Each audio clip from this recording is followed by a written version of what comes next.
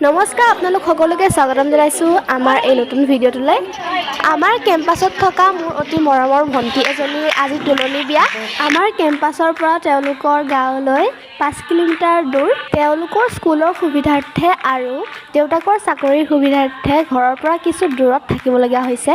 তেওঁলোকৰ গাঁওখনৰ নাম হৈছে ধাই গাঁও। প্ৰথমবাৰ তেওঁলোকৰ গাঁওখনলৈ গৈ বহুত ভাল লাগিল, বহুত ভাল অনুভৱ কৰিলোঁ। আমি গৈ পাওঁতে তেওঁলোকৰ নাম চলি আছিল। অৱশ্যে এই বিয়াখন 4 দিনতে উঠাইছে। আমি হৈছোঁ আপাৰ আছাম আৰু তেওঁলোক হৈছে লোৱাৰ আছাম। নিয়মবোৰ কিন্তু প্ৰায় একেই। আমাৰ দৰে তেওঁলোকেও নাম গায়, প্ৰসাদ আগবৰণ কৰে। ৰাতিপুৱা আইসকলে গা ধুৱালে। এই বিয়াখন 4 দিনতে উঠাইছে, কিন্তু আমাৰ আপাৰ আছামত বিয়াখন 7 দিনত উঠায় বা 7 দিনতকৈ পিছতো উঠায়। গা পা ধুই আহি কইনাই গোৱালপৰীয়া শাৰী বা চাদৰ মেখেলা পিন্ধে।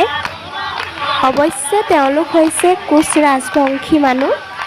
আজিৰ এই বিয়াত ভাতৰ ব্যৱস্থাও কৰিছিল, লগতে চাহ জলপানৰ ব্যৱস্থা কৰিছিল। আমি গৈ প্ৰথম চাহ জলপানকে খাই ল'লোঁ। তাৰপাছত তাইৰ লগত মই কিছু সময় বহিলোঁ। মই চাদৰ মেখেলা পিন্ধিব নাজানো যদিও মই তাইক কথা দিছিলোঁ যে তাইৰ বিয়াত মই চাদৰ মেখেলা পিন্ধিম, আৰু তাইক মই এইটোও কৈছিলোঁ যে তাইৰ লগত মই বহিম বুলি আৰু ফটো উঠিম। আৰু এনেদৰে কিছু সময় তাইৰ লগত কটালোঁ আৰু ফটো উঠিলোঁ। তাৰপাছত ভাত খালোঁ। ভাত খোৱাৰ পাছত ৰাতিয়ে হ'লগৈ, কাৰণ খুৰা খুৰীয়ে কোনোপধ্যে আহিবলৈ নিদিয়ে আমাক।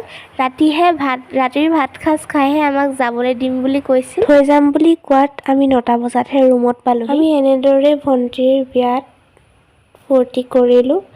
আপোনালোকে ফটোবোৰ চাব। মোক কেনেকুৱা লাগিছে আপোনালোকে কমেণ্ট কৰি জনাব। চাদৰ মেখেলা পিন্ধিব পাৰিছোঁনে নাই ক'ব। আৰু এয়া দেখিছে ভাইটিয়েও বহুত ফূৰ্তি কৰিলে। আৰু ভণ্টিকো কেনেকুৱা লাগিছে ক'ব। কিবা যদি কওঁতে ভুল হৈছে ক্ষমা কৰি দিব।